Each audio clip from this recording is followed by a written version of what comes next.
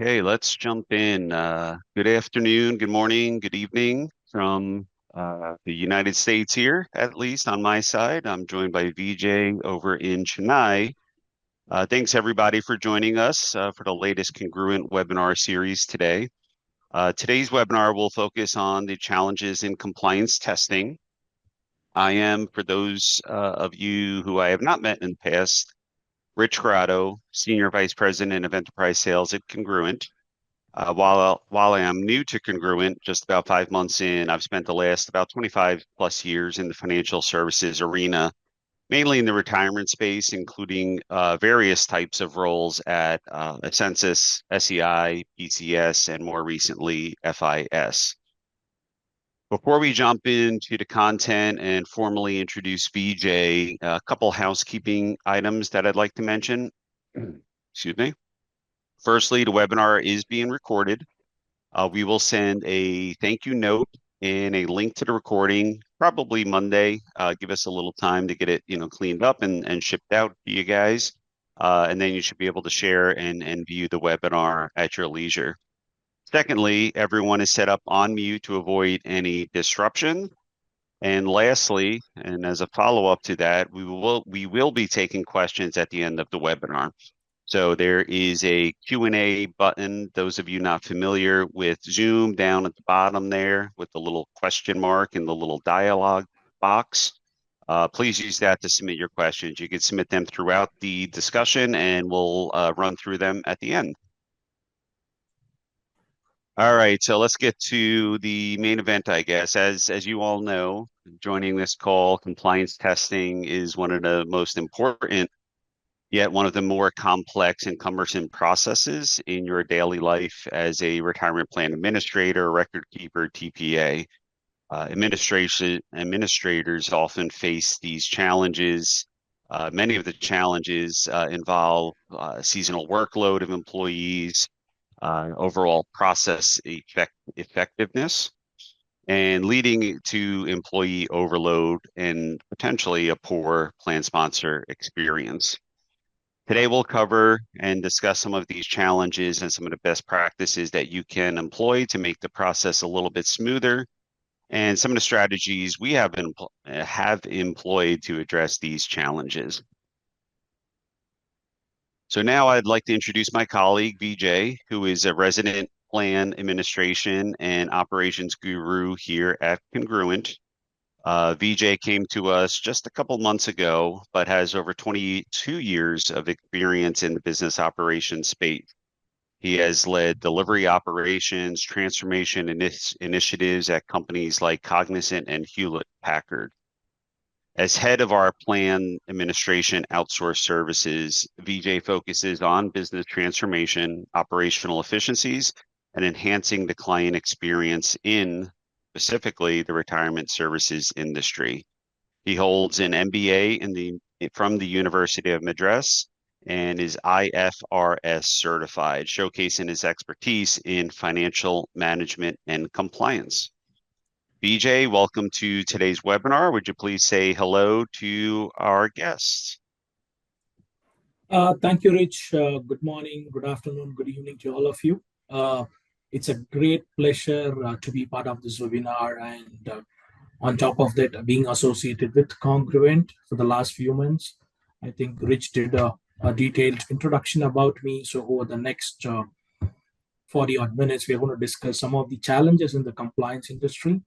Just to talk about Congruent space, right? We serve more than 40 clients in the process administration space, compliance testing areas, with 20 plus years of industry experience for Congruent. So that's in short about Congruent. I think we will get to know more as we travel through this journey. Thank you, Rich. Thank you, Vijay. All right, so when we sent out the original email, we included a survey to gather some additional intel in regards to some of your bigger challenges. So what you're seeing on the screen here is a word cloud, right? So the bigger the font, the bigger the issue, I guess, in this case.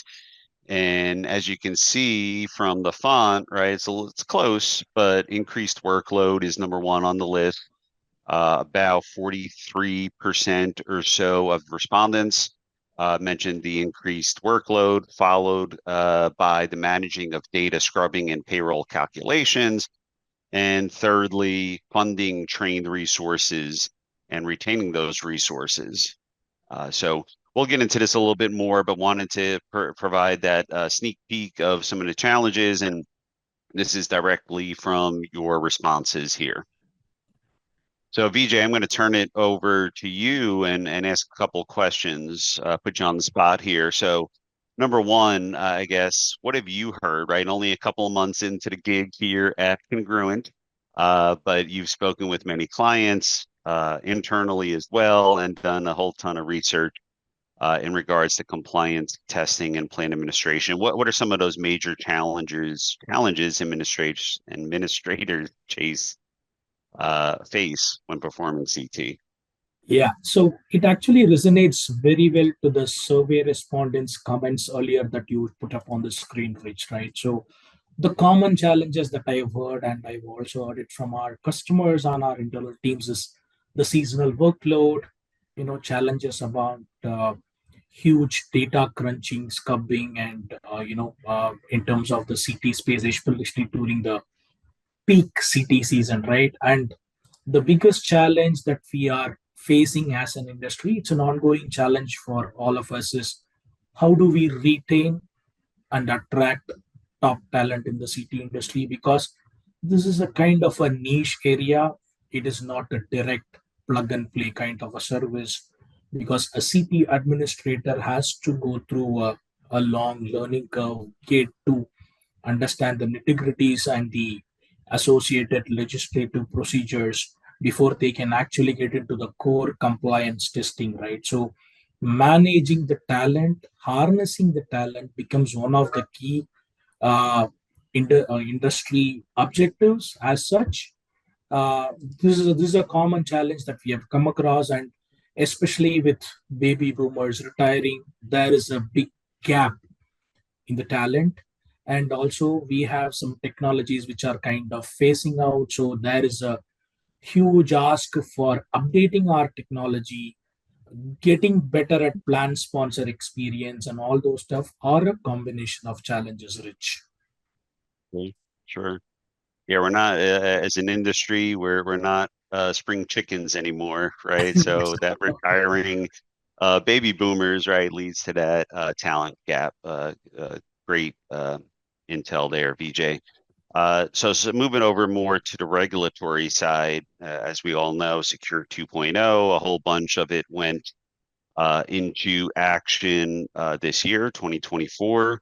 Some more stuff coming in 2025. But Vijay, can you maybe dive into some of the more strenuous topics or challenges that TPAs and plan administrators may face when testing in 2024, given the Secure 2.0 rules?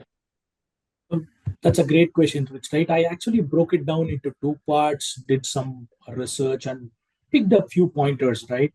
So I'll basically break it down into two areas. Some of the regulatory changes that have come in 2024, which are significantly impacting the compliance testing for especially 401k plans. And then I'll also talk about some subtle changes that have come in as part of the Secure 2.2, right? So when it comes to the regulatory changes, the key changes, most of the new 401k, 403b plans must automatically enroll employees with an initial contribution of, say, in the range of somewhere 3 to 10%, which has a significant impact on the way ADP tests are run today. The other key change that has come out in the regulatory part is, the relaxation in the number of service years requirement for the part-time workers eligibility. That I think it is reduced from 3 to 2 years, which is going to impact some of the testing, and due to the lower deferral rates, right? Catch-up contributions again for high earners, they must do a lot of catch-up contribution on a Roth basis, which has an influence on ADP testing and design. Similarly, there are updates to Roth match contributions, be it employer matches, and also the employee matches, because employee matches are mostly opting for Roth deferrals, right? So there are updates to those changes. One respite, though, which I see it as a very positive thing, is the IRS body has lower penalties for self-correcting compliance issues, which is a proactive step towards allowing provisions and better um, timelines for self-corrections, right? So these are some of the key changes that have come through in terms of the regulatory aspects, right? Coming to Secure 2.0, right? So this is in line with the changes that I spoke on the regulatory part.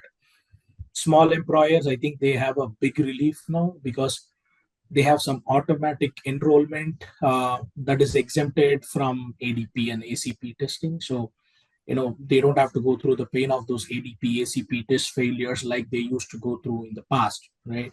And there are sufficient, I would say, sufficient or adequate correction periods which are given for admins to basically address test failures coming from ADP and ACP.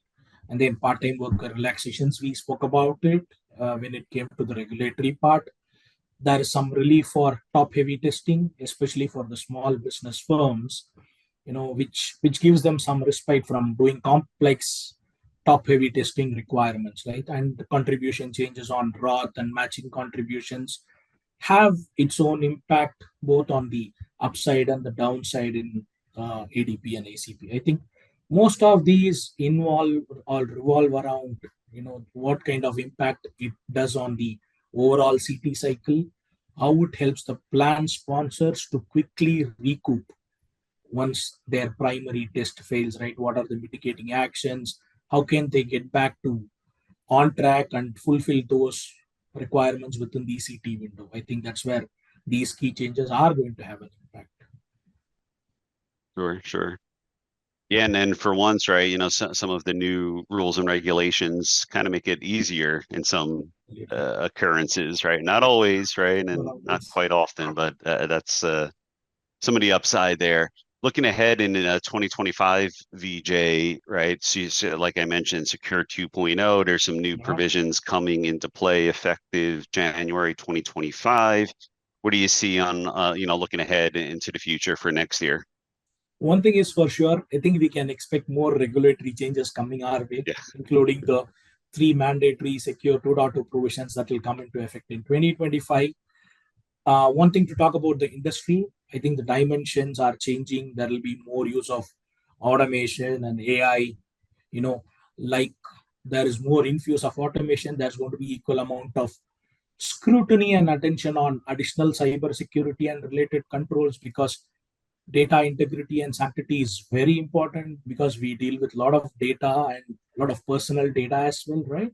So continual focus on participant based outcomes and financial wellness programs, enough control and cover on the data management. I think those are going to be the key in 2025 with this evolving industry. I tell my kids all the time, not having a plan is planning to fail. They don't really listen to me, but right, it goes a long way in being ready for compliance testing, right? Let's have a good plan and execute on that plan. Righty. So can you tell us, Vijay, a little bit about how Congruent can help manage that CT process? I believe you wanted to talk a little bit about a case study today. Absolutely. I think we can talk about an interesting case study that we did for a top Fortune 500 client, right? I think this was sometime in the past, right? So it was for a Fortune 500 company who had more than 200 billion, right? Asset under management. They had a huge amount of participants, which is around 2 million. I think the challenges they came up with were quite interesting, because I have to say their backs were to the wall. It's back to the wall kind of a situation for them, with 6 months of backlog of complex plans. There were a lot of retests that were to be done. Quality wasn't encouraging, and they also were running short of their own in-house resources to basically administer these 3,500 plans, right? 3,500 plans is a huge mountain to climb if you were to look at it that way, because the participants also, in fact, gives me a nightmare when we say 2 million participants. That's a lot, right? So these were the challenges the client was facing, and obviously they they are a great partner of us. They reached out to us for help, right? So I think that was their primary challenges. So what we did, right, with Congruent, we have this great strong team behind us who are trained CT specialists, right? So what we did is we were able to quickly put together a 30-member team. It was a seasoned team, I would say. We put the best of the minds into the job, who started collecting and cleansing the data first, because census data required a complete relook, because there were inconsistencies. So the data had to be cleansed, matched, reconciled multiple times with the record keeping systems.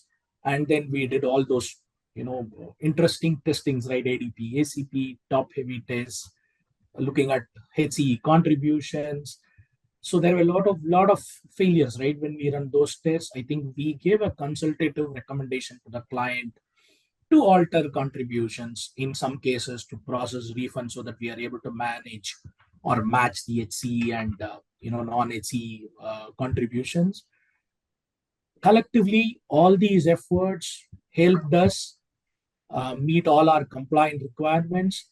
There were three key business outcomes if we have to look at it that way, right? First thing is we pulled it off. All the plans got tested on time, which was a huge, huge relief to the customer. Accuracy was top notch. We were about 98%. And the overall time spent was also lesser, because with our seasoned team, we were able to close those plans much earlier ahead of time, which gave us a lot of respite. And there was also opportunity for any rewards or queries from the compliance body, so we were able to match that as well. Overall, it was a great success story. And this client was very appreciative of what we did for them, and it's one of those strong engagements that we continue to enjoy and cherish with this particular client, Rich. Yep, yep. Yeah, great story, great results, great partner of ours as well, and not very different than many others in the industry, right? From small to big, I think we all face many of the challenges outlined in that case study. Absolutely. Changing gears a little bit, Vijay, right? Looking again down the pike here a little bit, but AI, right? We hear AI, artificial intelligence, all across our lives, not just within retirement or financial services. What do you see as a potential role for AI in helping with compliance testing? Do you have any plans to employ AI in your back office operations? Absolutely. I think it's a buzzword, isn't it, now, Rich? AI, generative AI, and we are getting into next gen AI as well, right? So AI, the promise of AI in compliance industry is kind of very interesting when I actually look at it, Rich, right? So it is all about automating some of the existing workflows where there is opportunity to standardize, improvise those workflows. That's where I think AI engines are going to play a very vital role. Summarizing regulatory changes, like, right, for example, we spoke about 2024 regulatory changes, 2.2 changes, right? I think those are the areas where AI could basically be that guide or a quick reference point for the administrators, reminding them of what to be done, what not to be done. It becomes almost a reference or a ready reckoner, and keeps reminding the CT resource that you have to keep an eye on those changes, right? So that is one. Reducing errors, of course, with all this, the opportunity of making an error significantly goes down, and also it can streamline the overall compliance testing process. The AI actually may not generate efficiency in its core areas, but what it will significantly help is in the downstream task leading to the final testing. there could be combination of efficiency, higher accuracy, and agility, right? We may be able to complete the plans much faster with the help and support of AI. That's where I feel AI continues to amaze all of us in this industry. How I see Congruent leveraging this, or our own OPA team leveraging this, is especially in the data scrubbing and around the census scrubbing and eligibility scrubbing area, where AI can use its intelligence, collate and compare data, identify anomalies, discrepancies, and help us correct it quickly. So that what happens is there is a accurate digitized output which can then be loaded onto the respective record keeping systems, thereby helping us perform a more effective compliance testing. Overall, I see generating a lot of efficiency, accuracy, and on top of everything, it is going to help us look at data more accurately. The data integrity and the sanctity is going to be in place. That's the promise of AI as I experience today, Rich. Yep, very good. Yeah, another buzzword or buzzwords or acronyms, I guess to be more precise, PEPs and MEPs, right? You turn around, turn on 401k Wire, plansponsor.com. Somebody else is starting off a PEP or a MEP, right? What are some of the challenges, I guess, when starting a PEP, running a MEP, and all of the administration that's involved? Can you jump in there a little bit?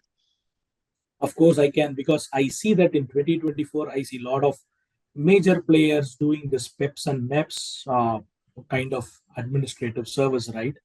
The challenges or the effort would be in place of huge volume of data, huge complex regulatory requirements that we have to fulfill, right? Whether it is a pooled employer plan, multi-employer plan, right? Coordinating with multiple employers, data accuracy and management of data becomes a key responsibility.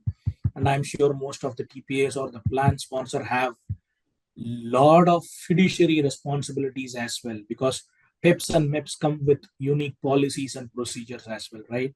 And adding to this, any legacy technology is also not going to help us with efficiency. So that's where we have to first decode this process in a very effective and efficient manner, and very quickly have to start applying technology on top of these processes with our existing human knowledge, so that we are able to crack this effectively and efficiently and move forward in a agile manner.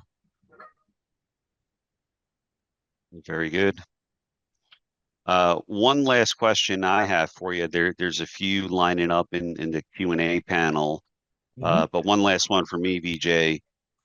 Give me the top 5, right, things a plan administrator should be doing or thinking about to ensure, right, they meet the CT deadlines, avoid penalties, and smooth out that process a little bit. You nailed it at the right time, Rich, because we are at that point of the year where we are kind of ending our 2024 busy deadlines, including the October 15 one, which is going to be out very soon. So we start preparing for the next peak season, which is hitting us in another 2 to 3 months, right? So I would talk about 5 key pointers to keep in mind for any plan administrator, right? Knowing the customer plan history and looking at the payroll data quality, because I'm sure there is a lot of historical data on payroll, especially doing some upstream learning, understanding the payroll data, the patterns, the repetitive quality issues that they have seen would help them prepare well for the upcoming CP cycle. And also knowing what are the quantum of plans that are going to be worked in the upcoming season, right? Because not all plans go through the Jan to March cycle, right? So we should be absolutely certain of the quantum of plans that we have in order to plan for the capacity and meet the CP deadlines. Possibility of trying to get ahead of the game by reviewing prior month census data. There is enough data, census data available for us to study, understand the pattern, what could be the potential roadblocks, right? So that we can anticipate those kind of mismatches when we run the live data. any recent changes in the record keeping system that we work on, right? That can have a huge impact on CT cycle. So always keeping ourselves updated on our record keeper, what they are doing, what are the system upgrades, any new features that they have added, any automation features that they have added will be a good advantage. But last but not the least, right? Post facto, how do we mitigate a failed CT case rather than creating panic once a CT has failed? Just sitting back, understanding what are the reasons behind failures, and swiftly getting into a consultative approach or a recommendative approach to the plan sponsor, telling them, hey, you could do this to quickly correct the plan so that we can rerun the CT and get it passed at the earliest cycle, right? So these are some of the aspects an administrator must ensure to meet the CT deadline and avoid any potential penalties, Rich. Very good. Good ideas, good planning. So next, we're going to open up the Q&A panel. Again, there's the button at the bottom there of the Zoom interface where you can ask your questions. We'll give it about 30 seconds or so here. I'm calling through these questions here a little bit, Vijay, trying to figure out the hardest ones to put you on the spot here. So let's see how good you really are.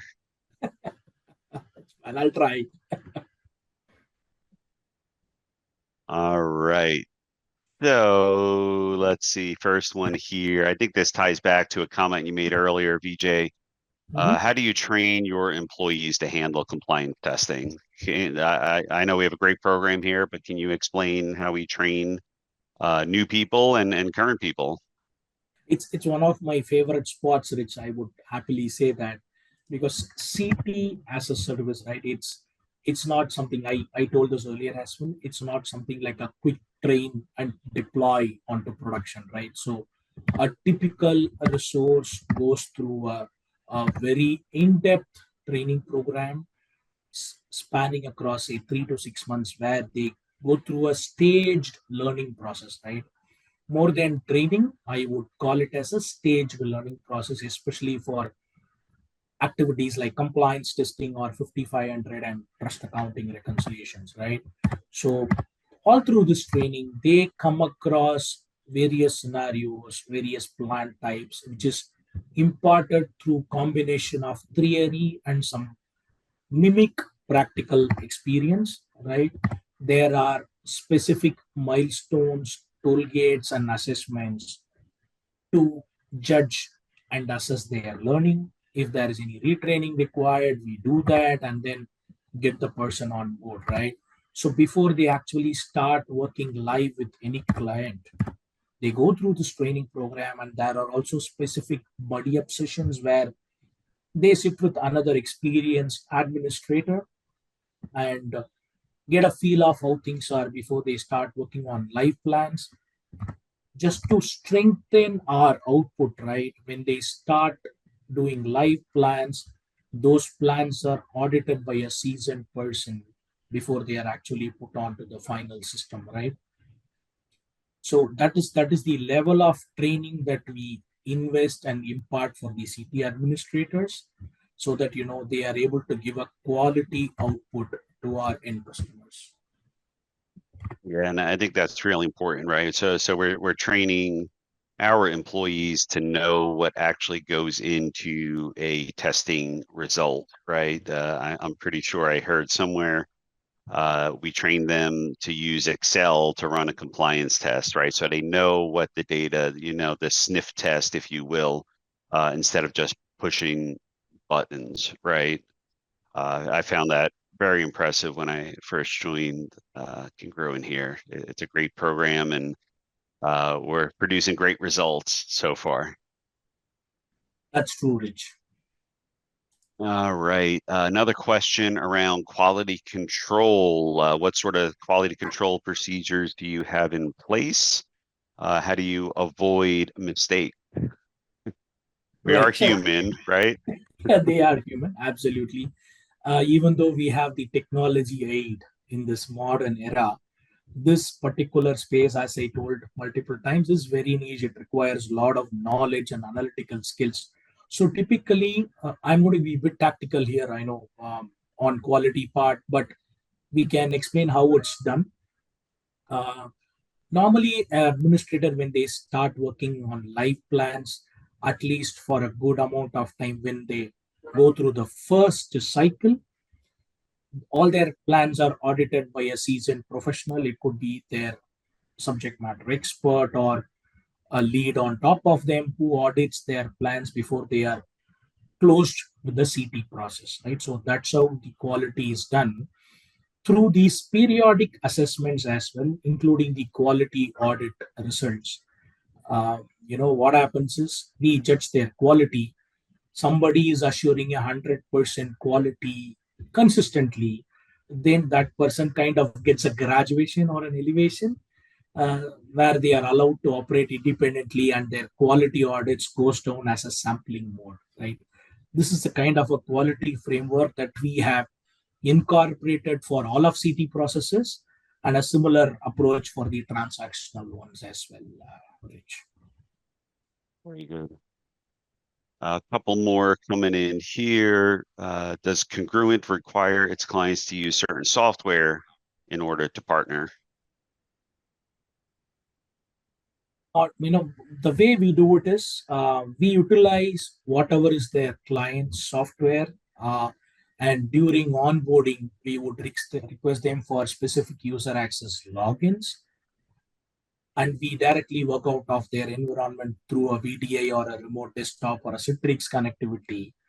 The advantage of this setup is that it allows us to quickly get, start operating in their systems, and we can get cracking from day one, because the administrators already have the process domain knowledge when they start working for a client. So it is that much easier. Once we have the access to the client related systems and logins, we are pretty much up and running. Yeah, and I'm pretty sure I saw a couple slides, right? We have experience in FT Williams, ASC, Relias, Right. maybe Daytare was in Data, there as well. yeah. Yep. So yeah, I mean, it's a great, right? Minimal disruption, essentially, right? There's no migration, conversion. Essentially, we dial in and work alongside your team. Absolutely. Okay. From us, let's see here. How many seasoned administrators do we have on staff? Can you give us a guideline at least where we are? I know we're recruiting pretty heavily nowadays. Nowadays, that's true. We normally recruit for all the new opportunities, additional asks that come in from the existing engagements. The seasoned administrators, again, is very subjective, Rich, but I can call it out that somebody who has gone through, say, 2 cycles of a complete compliance testing activity can be safely tagged as a seasoned administrator. If I have to look at it, in terms of our strength of 400 people, we at least have close to 50% of the staff who are seasoned administrators, the other 30% who are getting there, with the remaining 20% who are getting trained and getting infused into the system. But numbers will keep changing because we are growing in terms of adding more and more work. So with the onboarding and recruiting constantly being added, these percentages can vary. And I know our model a little bit different than maybe some others, right? So as part of a partnership, keep me honest here, Vijay, right? If we deploy a team of 10, let's say, to help a client, right? There's buffer resources built in, there's supervisors built in, right? So there is no lost time if somebody needs to take PTO or is out sick, or if there's a surge in volumes, right? I think our model, can you talk a little bit about the model?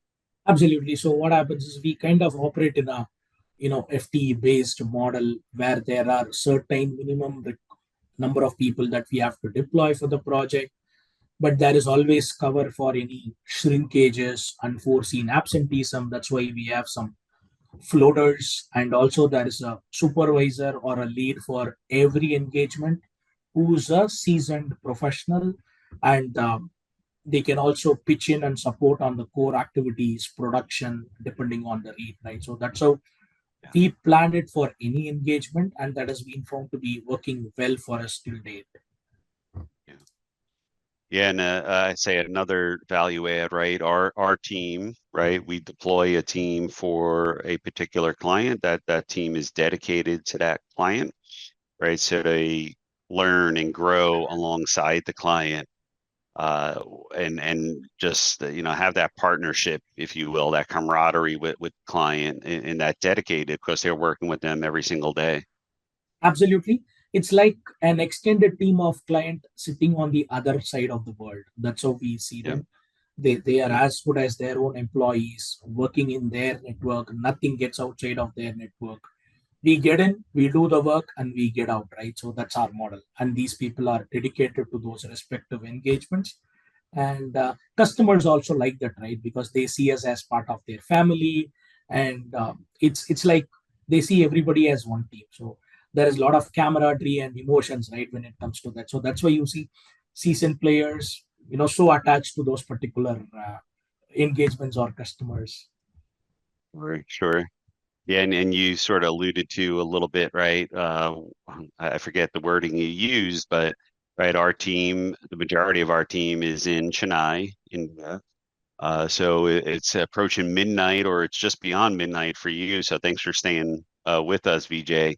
Okay. But we do have the ability to work both India hours, which is sort of kind of overnight for the US, Mhm. but we also have the ability to work US based hours, right? Absolutely. So There is flexibility on both sides.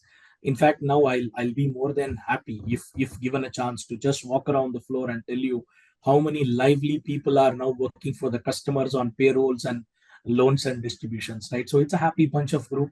We do both India hours and the US hours, and there is a lot of flexibility in supporting our clients. That is the underlying objective. sure, sure. A couple more questions out Mhm. there. Number one, I think I know the answer to this. Do you have capacity to take on compliance work for this season that is coming up?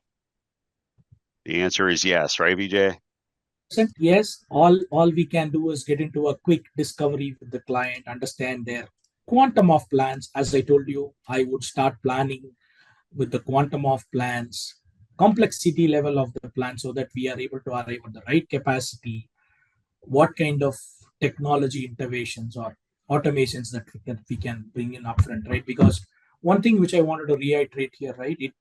While this industry is niche, the CT knowledge is required. We cannot have anybody off the street doing the work because they have to go Mhm. through that domain expertise and training. We also need to keep a constant eye on how technology infusion can help us get agile and more efficient in this space. So that's why a detailed study of knowing what quantum of plans, what kind of plans, what is the complexity level, what are the record keepers in play. I think with those assimilation of ideas, we'll be able to onboard more and more work. The short answer is yes, we can do it. Yep. Yeah, so right now we're in the planning phase, right? We got our existing clients, which we're all set on. We have some new Yeah. business coming our way as well. So the sooner the better that you reach out to us, whoever asked that question. We can help you Absolutely. out and be ready for 2024 testing season. It's a right time to plan so that it gives us enough leeway and headroom so that we are all set when we start Jan. Yep. Yep. Got it.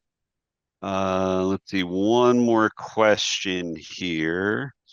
Revolves around pricing. How does Congruent price its services? I'll answer that, and those that know me over my past career, it's a familiar answer, right? It depends, right? So the way we price our services is going to depend on several factors, right? The volume of the plans, number one, the types of plans, right? Whether they're safe harbor, complex plans, the size of the plans being assigned to Congruent, right? The software really doesn't play into it, but at times it might if there is a really old technology that maybe we haven't used or haven't used as often. But essentially, the answer is it depends. Depends on those factors. The best way to understand our pricing is to reach out. You can reach out directly to me. I believe my contact information is provided in this webinar, and we can put you in touch with the right people and make sure we get you a very competitive proposal. There is one more question that popped up. Do you prefer to bring your own CT software or use what we already have with ASC and Relias? Well, just to clarify, right, we don't have our own compliance software, right? So our experience is dialing in and leveraging our clients' software. And we do have lots of experience, Vijay, keep me honest here, with both the question asked specifically about ASC and Relias. Yep. Yes. Perfect. Perfect. Yeah. Yep. So I think we'll work on your software. We get into your network with you giving us access to your systems, and we can just get going with that. Yeah. Yeah, and we'll, work within your process too, just to add some color there. Our team typically isn't very shy, so if we see maybe a cumbersome process that we could smooth out a little bit, we'll make that suggestion. But generally, we're just getting in and weaving into your process to provide as least disruption as possible, and again, to be a part of your team. Vijay, I don't see any other questions, so I think I'm going to let you go and get some rest. I'm sure you're quite busy and getting ready for next year. Still early here on the East Coast in the United States, but appreciate your time this afternoon, this evening for you, and everyone for joining. I appreciate the time. I know you guys are all busy, 5,500 filings coming up here in a couple of weeks. Appreciate the time. I look forward to speaking with you all further. There'll be one more survey question at the end here, just to let us know if this was helpful, a helpful presentation. So appreciate the feedback. Always love to hear from our clients and our partners. Take care, everybody. Thanks, Vijay. Thank you all. Take care. Bye-bye.